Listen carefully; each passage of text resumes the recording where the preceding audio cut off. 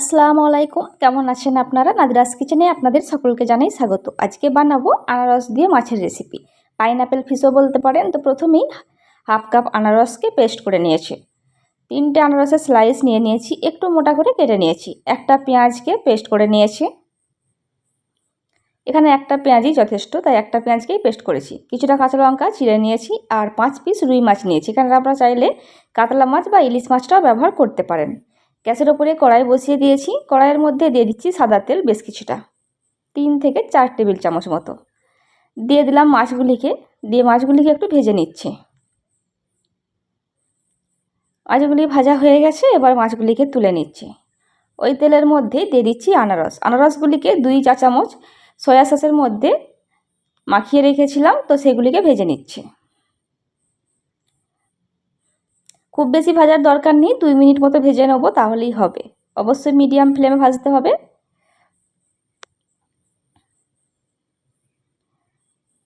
দেখুন আনারসগুলিও ভাজা হয়ে গেছে, এবার আনারসগুলিকেও তুলে নিচ্ছে। কড়াইটা একটু পরিষ্কার করে নিয়েছি, তারপর আবারও গ্যাসের উপরে বসিয়ে দিয়েছি। দিয়ে দিচ্ছি সরিষার তেল। এখানে 3 টেবিল চামচ মতো সরিষার তেল দেওয়া হয়েছে। দিয়ে দিচ্ছি অল্প একটু কালো জিরা, অল্প একটু কাঁচা লঙ্কা দিয়ে একটু ফোড়ন করে নিয়েছি। তারপর দিয়ে দিচ্ছি বাটা পেঁয়াজ। পেঁয়াজটিকে দিয়ে একটু নাড়াচাড়া করে নিয়েছি। নাড়াচাড়া করে অল্প একটু হলুদের গুঁড়ো দিচ্ছি। এখানে খুব বেশি মশলা দেওয়া যাবে না, সব মশলা অল্প করে দিতে হবে। হাফ চা চামচ জিরের গুঁড়ো দিলাম, দিয়ে একটু নাড়াচাড়া করে নিচ্ছি। তারপর দিয়ে দিচ্ছি আদা রসুনের পেস্ট হাফ চা চামচ, দিয়ে আবারও একটু নাড়াচাড়া করে নিয়েছি। তারপর দিয়ে দিচ্ছি আনারসের পেস্ট, দিয়ে একটু কষিয়ে নিতে হবে। তারপর ঢাকা দিয়ে রাখছি 2 থেকে 3 মিনিটের জন্য।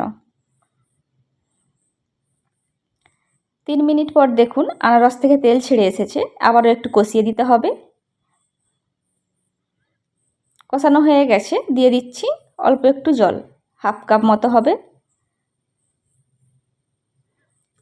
হাফ চা চামচ লবণ দিয়ে দিলাম, লবণটা আপনারা স্বাদ মতো দিয়ে দেবেন। জল ফুটে এলে আনারসগুলিকে দিয়ে দিচ্ছি, তারপর মাছের পিসগুলোকেও দিয়ে দেবো।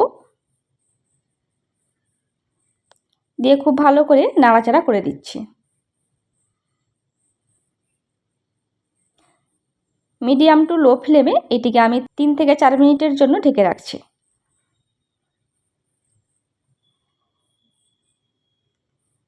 4 মিনিট পর ঢাকনা খুলে নিয়েছি। তারপর মাছগুলিকে একবার উল্টে দিচ্ছি, সঙ্গে আনারসগুলিকেও উল্টে দিতে হবে।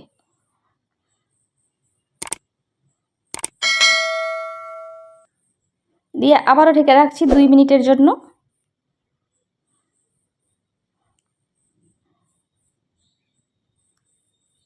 দেখুন রান্নাটি হয়ে গেছে। এবার ওপর থেকে একটু কাঁচা লঙ্কা ছড়িয়ে দিচ্ছি। আপনারা চাইলে ধনিয়া পাতাটাও এখানে দিতে পারেন। দিয়ে এটাকে আপনাদের ঠান্ডা করে সার্ভ করে দেখাচ্ছি। আপনারা বাড়িতে একবার হলেও এভাবে বানাবেন, আশা করি আপনাদের অনেক ভালো লাগবে। দেখুন কতটা সুন্দর হয়েছে দেখতে, খেতে হয় অনেকটা মজার। আমার রেসিপি যদি আপনাদের ভালো লেগে থাকে অবশ্যই একটি লাইক দেবেন। আরও নিত্য নতুন ভিডিও পেতে আপনারা ইউটিউব থেকে দেখে থাকলে আমার চ্যানেলটি সাবস্ক্রাইব করতে পারেন, আর ফেসবুক থেকে দেখে থাকলে আমার চ্যানেলটি ফলো করতে পারেন। রেসিপি সংক্রান্ত কিছু জানার থাকলে আমাকে কমেন্ট করে জানাবেন, আমি অবশ্যই আপনাদের রিপ্লাই করব। আরও নতুন কোনো রেসিপি দেখতে চাইলে আমাকে কমেন্ট করবেন, আমি অবশ্যই আপনাদের বানিয়ে দেখাবো। ভালো থাকবেন সবাই, অবশ্যই আমাদের ভিডিওগুলি দেখবেন, আমাদের দোয়া করবেন। খোদা হাফেজ।